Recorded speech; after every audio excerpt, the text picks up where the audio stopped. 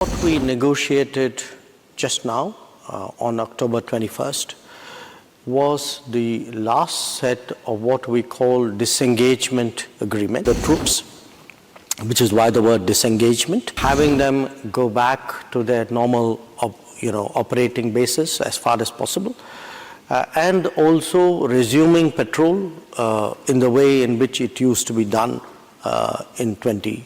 The disengagement chapter is done. Its implementation will happen in the coming days to everybody's satisfaction. Part which awaits us is what we call the de-escalation, which is the build-up of forces along the line of actual control. Our relationship was also very profoundly affected because it has always been an assumption on our side that peace and tranquility in the border areas is a prerequisite for the development of our ties. Since peace and tranquility was disturbed, including one major incident of bloodshed, our relationship with China has cut back in different ways. I think a lot of countries, including Australia, look to your relationship with China, and the negotiations across a range of issues that India has dealt with. And of course, recently the two countries announced a way forward on issues concerning the disputed border area. That does seem to validate the idea of negotiation and give and take, and that diplomacy remains vital in resolving these disputes. We, of course, have been there before when it comes to China and making agreements and then breaking agreements.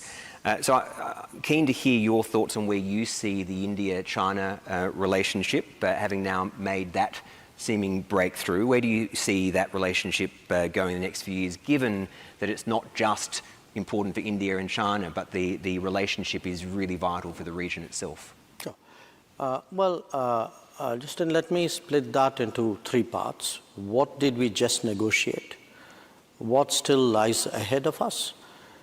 And in a sense, what's our medium, long-term view of the particular relationship?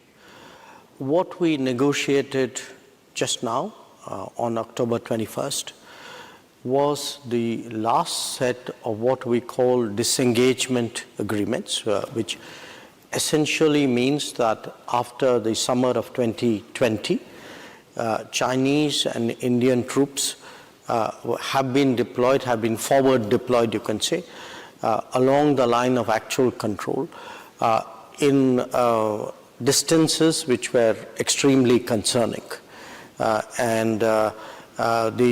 The priority has been to find ways of separating the troops, which is why the word disengagement, having them go back to their normal operating basis as far as possible, and also resuming patrol in the way in which it used to be done in 2020.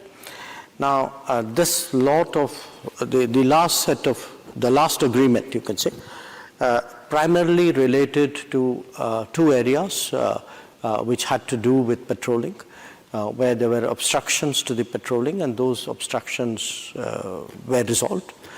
And the expectation is that patrolling there would resume. In fact, it is happening as we speak. It will take a little while because so we did the initial verification patrolling, then the actual patrolling takes place after that.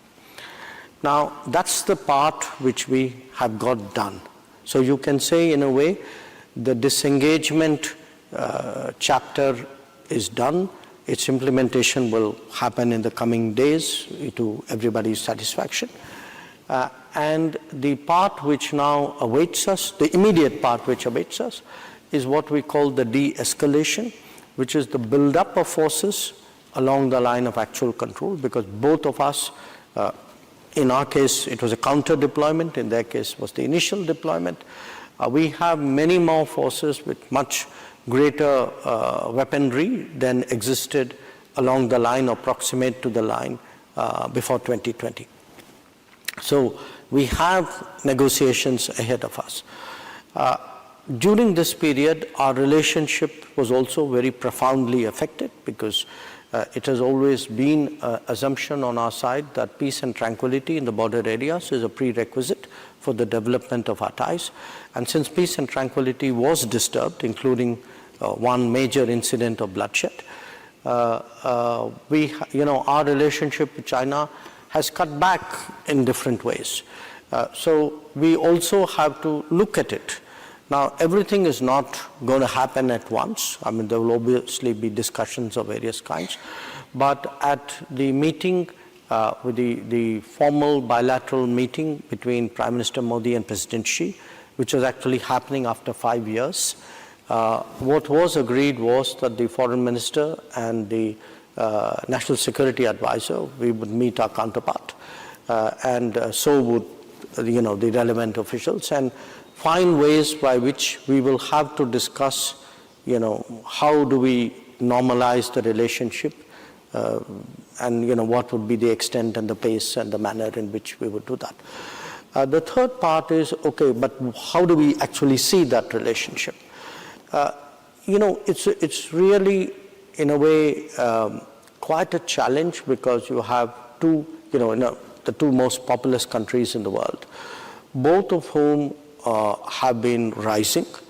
They are rising in a broadly parallel time frame, physically next to each other, in a manner in which I would argue there are very few historical examples. And how do you establish an equilibrium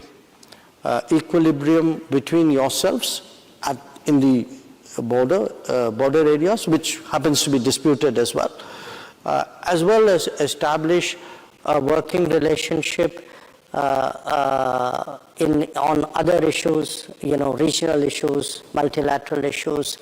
How do your new expressions of influence and activities impact on the relationship? Where do they, in a way, come into contact with each other? These are really a very complex set of issues, and do require a lot of thinking and management.